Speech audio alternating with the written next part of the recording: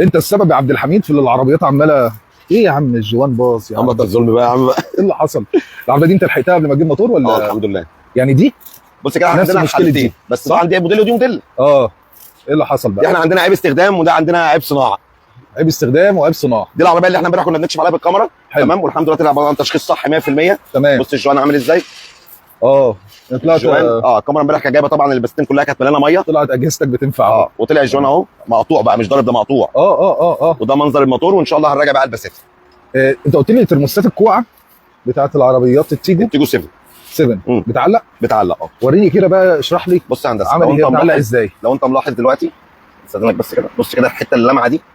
الترموستات دي بترفع ما بتردش تاني، فبتفضل قافله. يعني بتبقى مقفوله، بتعمل زي دقره، انا اسف، بتعمل زي دقره وهي في الطلوع والنزول. بس كده. فبالتالي الميه بتبطل تدخل الميه البارده على الموتور، ما بتدخلهاش، فبالتالي العربيه تسخن، تبدا ترفع درجه حراره.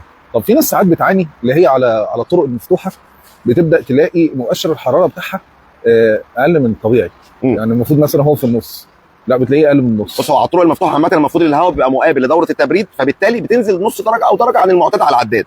بس لو درجه الحراره اقل بقى بكتير، معنى ذلك ان الدايره مفتوحه، لا الترموستات ملغيه، لا الترموستات بايظه، بس على وضع المفتوح مش المقفول. فوضع المفتوح ما يأذيش قوي الا في استهلاك البنزين. استهلاك البنزين، كفاءه الموتور طبعا بتبقى وحشه جدا، تحس ان الموتور بيترعش، تحس ان الطلعه بتاعه الموتور مختلفه. طبعا استهلاك بنزين عالي جدا زي ما انت وضحت.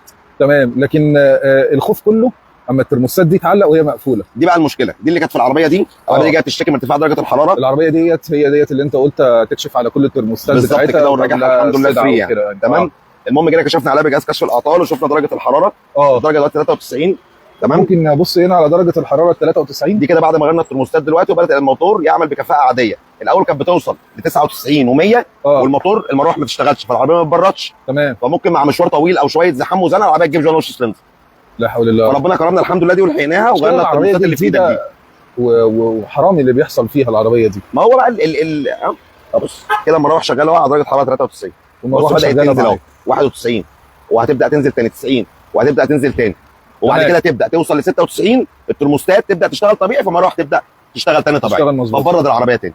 الله ينور حبيبي. العلم بينفع والكاميرات بتنفع. شكرا يا